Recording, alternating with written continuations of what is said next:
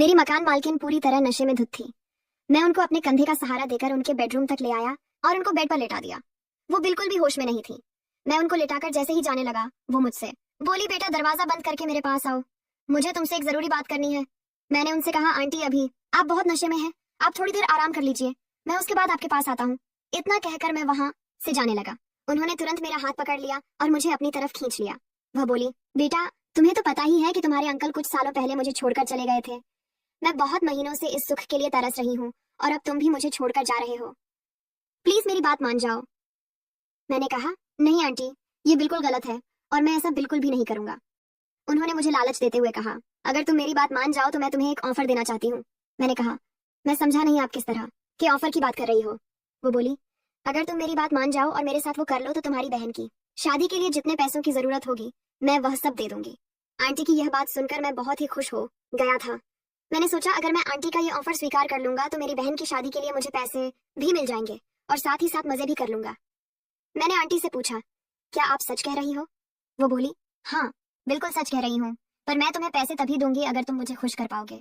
दरअसल हुआ यह था कि आंटी के पति उन्हें कुछ साल पहले छोड़कर चले गए थे और तब से वह अपने इतने बड़े घर में अकेली ही रहती है।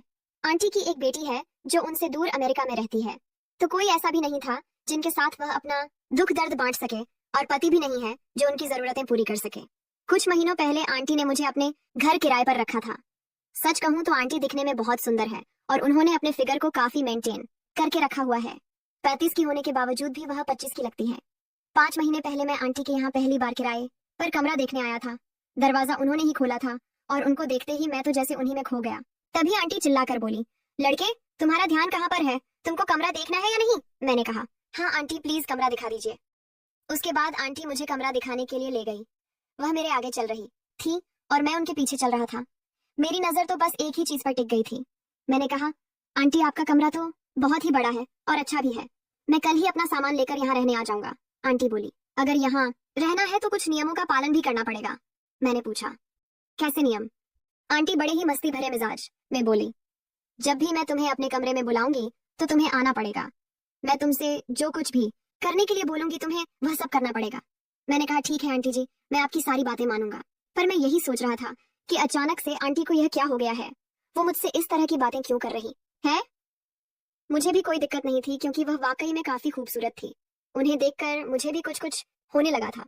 उसके अगले ही दिन मैं अपना सारा सामान लेकर शिफ्ट हो गया था। शाम को आंटी ने मुझे अपने कमरे में बुलाया। जब मैं उनके कमरे में गया तो मैंने देखा कि आंटी कोई पिक्चर देख रही थी और उनके सामने वाली टेबल पर शराब की एक बोतल रखी हुई थी। वो मुझे देखकर बोली, आओ बेटा मेरे पास आकर बैठो।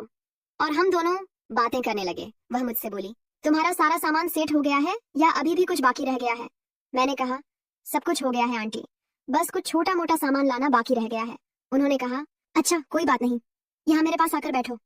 उसके बाद मैं उनके सामने वाले सोफे पर जाकर बैठ गया। आंटी बोली, बेटा इतना दूर दूर क्यों बैठ रहे हो, यहाँ आकर बैठो ना। मैंने कहा, नहीं आंटी मैं यहीं ठीक हूँ। आंटी बोली, अगर तुम यहाँ नहीं आओगे तो मैं ही तुम्हारे पास आकर बैठ जाऊंगी। और इतना कहकर वह मेरे बगल में ही सटकर बैठ गई। मुझे यह सब बहुत अजीब लग रहा था। मुझे समझ में नहीं आ रहा था कि आंटी के दिमाग में क्या चल रहा है। मुझे असहज महसूस करता देख आंटी बोली, क्या हुआ तुम्हें, क्या तुम्हें औरतों के पास बैठना अच्छा नहीं लगता है? मैंने कहा, वो बात नहीं है आंटी, पर आप ऐसे अचानक मेरे पास आकर बैठ जाएंगी, ये मैंने कभी सोचा नहीं था। आंटी बोली, कोई बात नहीं, अच्छा अब ये बताओ तुम्हारा नाम क्या है? मैंने कहा, आंटी जी मेरा नाम करण है। आंटी बोली, करण सबकी जिंदगी में कुछ ना कुछ पहली बार ही होता है। और बात करते करते उन्होंने मेरा हाथ पकड़ लिया, पर मैं उन्हें कुछ बोल भी नहीं पा रहा था। आंटी बोली, करण तुम तो जानते ही हो ना कि मेरे पति मुझे 1 साल पहले ही छोड़कर चले गए थे और तब से मैं बिल्कुल अकेली हो चुकी हूँ। मैंने पूछा, आंटी अंकल आपको छोड़कर क्यों चले गए थे? आंटी बोली, जब मेरी बेटी पैदा हुई थी तब डॉक्टर ने मुझसे कहा था कि अब मैं दोबारा कभी माँ नहीं बना पाऊंगी। और यह बात सुनकर मेरे पति बहुत उदास हो गए थे क्योंकि उनको हमेशा से एक बेटा चाहिए था। कुछ महीने बीतने के बाद उन्होंने मुझसे कहा कि क्योंकि मैं उन्हें कोई वारिस नहीं दे सकती, इसीलिए वह मुझे छोड़कर दूसरी शादी करने जा रहे हैं। मैंने उन्हें बहुत समझाया था कि आज के जमाने में बेटा या बेटी में कोई फर्क नहीं होता है। जो काम एक बेटा कर सकता है वह बेटी भी कर सकती है। हमारी बेटी भी हमें वह सारे सुख दे सकती है जो एक बेटा दे सकता था। लेकिन उन्होंने मेरी कोई बात नहीं मानी और हम दोनों को छोड़कर चले गए थे। मैंने उनकी बेटी के बारे में कभी नहीं सुना था। मैंने उनसे पूछा, आंटी आप तो अपने घर में अकेली ही रहती हो, आपकी बेटी कहाँ है? आंटी बोली, वो पढ़ाई करने के लिए अमेरिका गई हुई है। कुछ देर ऐसे ही बातें करने के बाद मैं वहां से चला आया, क्योंकि मुझे सुबह ऑफिस भी जाना था। एक दिन जब शाम को मैं अपने ऑफिस से वापस आया तो मुझे आंटी के कमरे से कुछ आवाजें आती सुनाई दी। आवाजों से ऐसा लग रहा था जैसे कोई आंटी के साथ वो सब कर रहा है। पहले तो मुझे लगा कि हो सकता है कि आंटी कोई काम कर रही हो, और यही सोचकर मैं अपने कमरे में चला गया। थोड़ी देर बाद जब मैं वापस आया तो मैंने सुना कि वह आवाजें अभी भी आ रही हैं। उसके बाद मैंने आंटी के कमरे में चुपके से झांक कर देखा तो मेरे होश ही उड़ गए। आंटी एक बड़ा सा बैंगन लेकर, मुझे तो अपनी आंखों पर यकीन ही नहीं हो रहा था, पर फिर भी मैं थोड़ी देर वहीं पर खड़ा होकर वो शो देखने लग गया। मैं भी उस खूबसूरत नजारे के मजे लेने लग गया। तभी आंटी अपना काम खत्म करके बाहर आने लग गई। उनको बाहर आता देख मैं तुरंत वहां से भाग गया। मैं सोचने लगा था कि आंटी तो इस उम्र में भी बहुत मेहनती है। जब से मैंने उनको बैंगन का इस्तेमाल करके देखा था, तब से मेरे मन में उनके लिए इज्जत और भी ज्यादा बढ़ गई थी। एक शाम की बात है कि मैं बाजार जा रहा था, तभी आंटी मेरे कमरे में आ गई और बोली, बेटा बाजार जा रहे हो? मैंने कहा, जी आंटी, कुछ सब्जियां खरीदने के लिए जा रहा हूँ। आंटी बोली, बेटा मेरे लिए भी 1 किलो बैंगन ले आना। मैंने कहा, ठीक है ले आऊंगा आंटी, और इतना कहकर मैं बाजार चला गया। जब मैं वापस आया तो आंटी ने मुझे चाय पीने के लिए अपने कमरे पर बुलाया। मैं वहीं बैठकर चाय पीने लगा, तभी मेरे पापा का फोन आ गया। उनसे बात करने के बाद मैं थोड़ी टेंशन में आ गया था।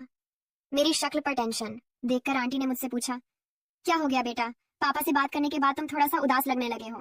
मैंने उनसे कहा, कुछ नहीं आंटी, बहन की शादी सिर पर आ गई है, पर अभी तक उसके लिए दहेज की व्यवस्था नहीं हो पाई है। लड़के वालों ने दहेज में RS 25 लाख मांगे हैं, पर अभी तक हमने RS 20 लाख ही जुटा पाए हैं। बस इसी बात की चिंता मुझे और मेरे परिवार को खाए जा रही है। आंटी बोली, मैं तुम्हारी मदद कर सकती हूँ, लेकिन उसके बदले तुम्हें भी मेरा एक काम करना पड़ेगा। मैंने कहा, आंटी मैं पैसों के लिए कोई भी काम करने के लिए तैयार हूँ। आंटी बोली, तुम मुझसे शादी कर लो, फिर मैं तुम्हें और तुम्हारे परिवार को कभी भी पैसों की कमी नहीं होने दूंगी। मैं उनकी बात सुनकर हैरान रह गया था। मैंने कहा, आप ये क्या बोल रही हो आंटी, मैं आपसे शादी कैसे कर सकता हूँ? आंटी ने कहा, सोच लो, मैं अभी के अभी तुम्हारे हाथ पर RS 25 लाख रखने के लिए तैयार हूँ। मुझे पैसों की इतनी ज्यादा जरूरत थी कि मैंने उनके काम के लिए हामी भर दी। फिर आंटी बोली, लेकिन एक शर्त यह भी है कि तुम अपनी बहन की शादी में नहीं जाओगे, तुम हमेशा मेरे पास ही रहोगे। मैंने कहा, ऐसा नहीं हो सकता है आंटी, अगर मैं अपनी बहन की शादी में नहीं जाऊंगा तो उसकी शादी की कोई व्यवस्था नहीं हो पाएगी। मेरे पिता बहुत ही ज्यादा बूढ़े हैं, वह इतना काम नहीं कर पाएंगे। मेरी माँ भी बहुत बीमार रहती है, मुझे अपनी बहन को भी संभालना होगा। पर आंटी मेरी बात नहीं मानी। वो बोली, नहीं, तुम अपने घर वापस नहीं जाओगे। मैं पैसे तुम्हें सिर्फ इसी शर्त पर दूंगी कि तुम अपने घर वापस नहीं जाओगे। मैंने आंटी के सामने हार मान ली और उनकी शर्त मंजूर कर ली। मैंने उनसे RS 25 लाख लेकर अपने गांव भेज दिए और उनसे शादी कर ली। मैंने अपने मम्मी पापा से झूठ बोल दिया था कि मैंने अपने ऑफिस के बॉस से पैसे लेकर भेजे हैं, और जब तक मैं उनके सारे पैसे चुका नहीं देता वो मुझे एक दिन की भी छुट्टी नहीं देंगे। इसीलिए मैं जब तक उनके सारे पैसे चुका नहीं देता तब तक मैं गाँव नहीं आ पाऊंगा। शाम को जब मैं ऑफिस से वापस घर आया तो मैं आंटी के पास गया। वो बोली, आज मुझे बहुत दिनों के बाद वह सुख मिलेगा जिसके लिए मैं महीनों से तड़प रही हूँ। रात भर हम आपस में खोए रहे और सुबह जब मैं उठा तो आंटी ने खुश होकर मुझे गले लगा लिया। वो बोली, अरे कल रात मुझे इतना मजा आया है जितना मुझे अपनी पूरी जिंदगी में कभी नहीं आया। मैं बहुत खुश हूँ जो तुमने मेरी सारी बात मानकर मेरा अकेलापन दूर कर दिया। मैं उनके साथ फंस चुका था क्योंकि मुझे अपनी बहन के लिए पैसों की जरूरत थी। मैं इस रिश्ते से बिल्कुल भी खुश नहीं था, पर मैं और कर भी क्या सकता था। अगर मैं यह कदम नहीं उठाता तो मेरी बहन की शादी टूट जाती और उसकी जिंदगी बर्बाद हो जाती। कमेंट करके जरूर बताइएगा कि आपको यह कहानी कैसी लगी। अगर आपको यह कहानी पसंद आई हो तो इसे लाइक करें और अपने दोस्तों के साथ भी शेयर करें। आगे भी ऐसी रोमांचक कहानियों के लिए हमारे चैनल को सब्सक्राइब करें और बेल आइकन दबाना ना भूलें। अपना और अपने परिवार का ध्यान रखना। Thank you.